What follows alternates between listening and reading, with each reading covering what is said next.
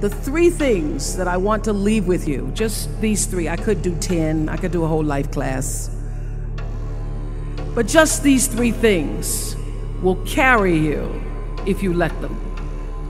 First and foremost, knowing who you are. Knowing who you are. Being able to answer this question, who am I? And what do I want? You know, many times when I go out of the country, I am baffled by that question.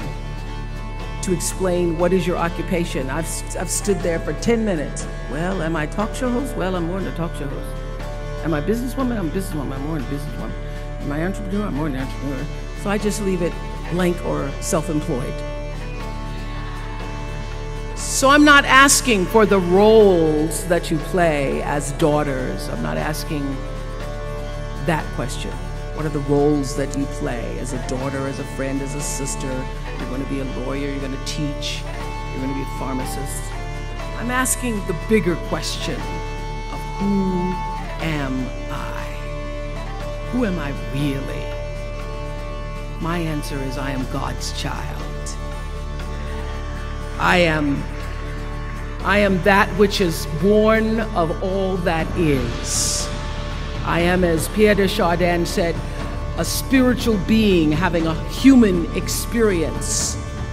Come trailing the breath of the ancestors yet, but trailing the breath of the angels. And understanding that because I am connected to the source of all that is possible for me. That's who I am. And what do I want? I don't want to just be successful in the world. I don't want to just make a mark or have a legacy. The answer to that question for me is I want to fulfill the highest, truest expression of myself as a human being. I want to fulfill the promise that the Creator dreamed when He dreamed the cells that made up me. What do I want? You must have some kind of vision for your life. Even if you don't know the plan, you have to have a direction in which you choose to go. I never was the kind of woman who liked to get in a car and just go for a ride. I had a boyfriend who would say, let's just go for a ride. I want to know, where are we going? Do we have a destination? Is there a plan, or are we just riding? What I've learned is that's a great metaphor for life.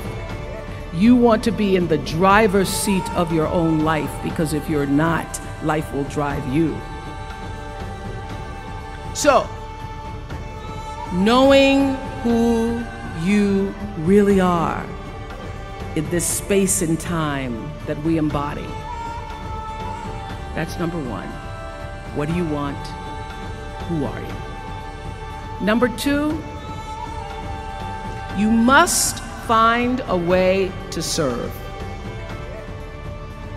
Martin Luther King said that not everybody can be famous, but everybody can be great, because greatness is determined by service. Now, we live in a world where everybody wants to be famous, and where we admire people for just being famous. We think being known brings us value. The truth is, all of that will fade in time. In 3 years, you won't be able to name the housewives of Atlanta. The real truth is that service and significance, service and the significance that you bring to your service is that which is lasting. So to be able to, whatever your occupation or job or talent or gift is, our honorees today getting doctorate degrees, to apparently opposite fields, HIV and AIDS and the spoken word. But what they have in common is service. Using the spoken word in service to community and the world. Using your knowledge and information about HIV and AIDS and medicine in service to the world. And if you look at all the most successful people in the world, whether they know it or not, they have that paradigm of service. Everybody's talking about Mark Zuckerberg and IPO. Service. Jay-Z rapping. Service. Through the word, to people, through song. For many years, I was really just happy to be on TV, and people would stop and say, "Oh, you on TV?" "Yeah, I'm on TV.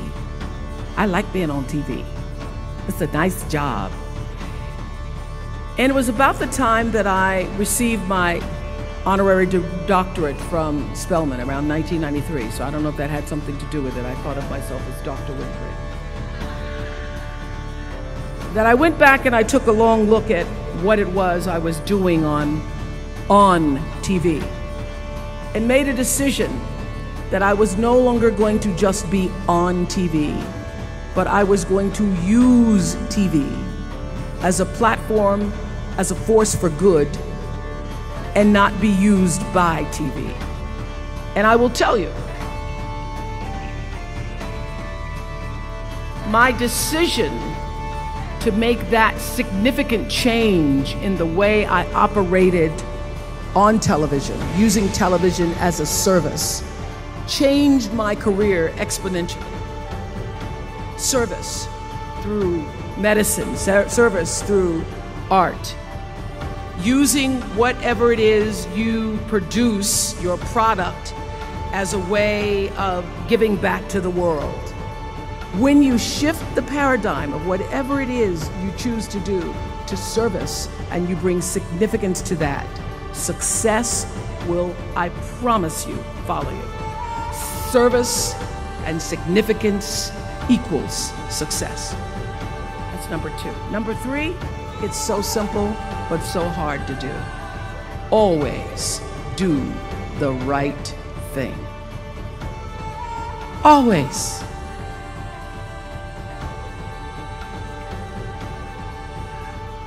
Be excellent. People notice. Think of how you notice. You go to Taco Bell, somebody gives you an extra napkin and some sauce. You notice. You want to go back to that person, because even at Taco Bell, excellence shows itself. Be excellent. Let excellence be your brand. Everybody talks about building a brand. I never even knew what that was. When people say, "You're a brand," I would say, "No, I'm just Oprah." What I recognize now is that my choice to, in every way, in every example, in every experience, to do the right thing and the excellent thing is what has created the brand.